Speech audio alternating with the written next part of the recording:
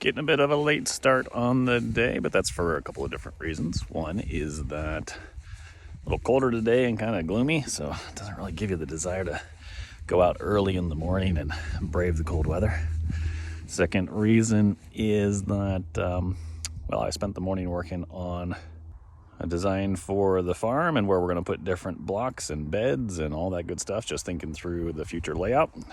Okay, I have to admit that yesterday I was out here in the field and I thought, that's it, I'm going to start doing some field work and get some things moved and start on the season and get the hoops moved over to cover some of the plants that are going to come up. And I found myself doing a little bit of work and then just standing here staring at the field, trying to figure out the heck do I do with these things. I'd love to be able to say that I know exactly what I need to do, and I need to do this, I need to do that, and I need to prep this bed and prep that bed. But to be honest, just looking at the beds, trying to figure out, what do I do with this stuff? Last night I watched a bunch of videos on how are other flower farmers building peony beds, daffodil beds, how are they managing them, and then how are other farmers dealing with existing crop residue after they harvest things. Went back through a bunch of posts from the previous flower farm and how are they managing things.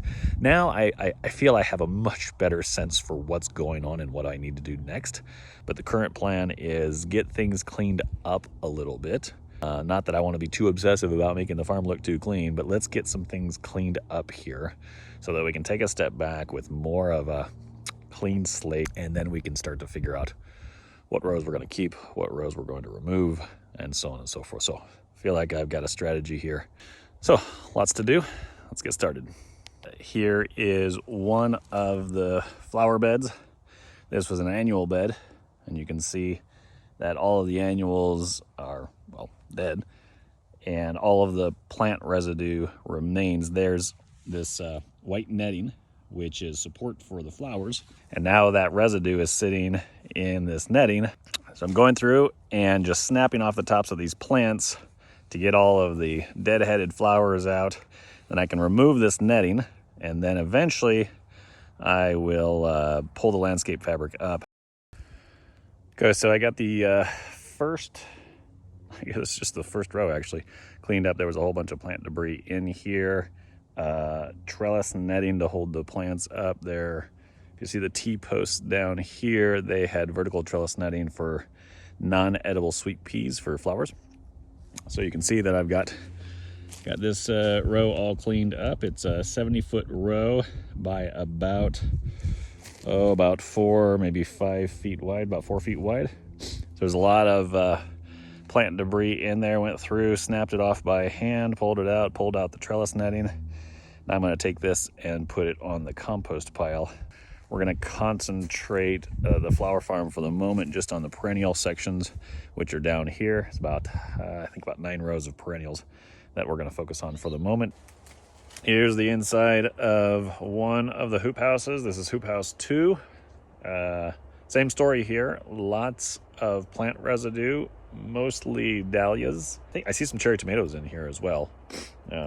So this needs to get cleared as well. You can see that there's straw on the ground.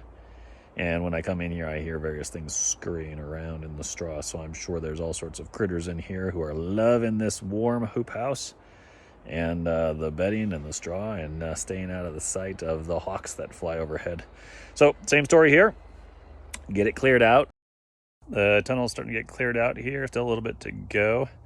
I can definitely confirm that a lot of these were dahlias. I knew there were dahlias growing in here, but you can see here that there's a bunch of dahlia bulbs. I'm probably committing some sort of flower sin or something by pulling these out of the ground.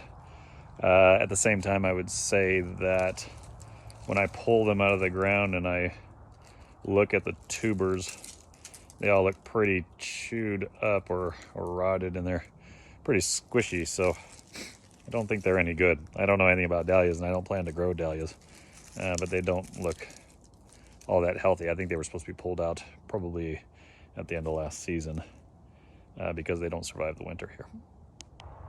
Let me quickly show you the plan for growing in Hoop House 2. The basic plan here is 3 beds. So there's going to be 1, 2, and 3. There'll be 3 30-inch beds in here. Mostly, I think we're just going to focus on tomatoes and some peppers this year.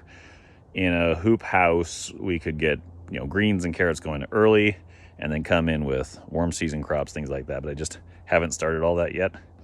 Basic idea is, if you notice, there's a purlin that runs the length of the hoop house. Not very good at showing you that.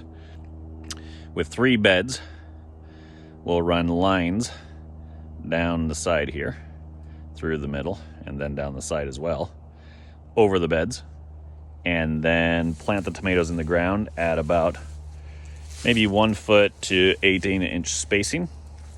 And then that line will be above, and then we'll run lines from the top down to the tomatoes at the bottom, and then keep the tomatoes pruned to a single stem and grow those tomatoes up.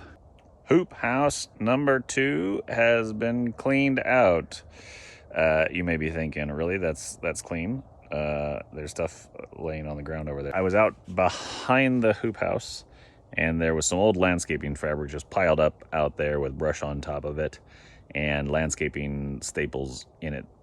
I like to clean things up.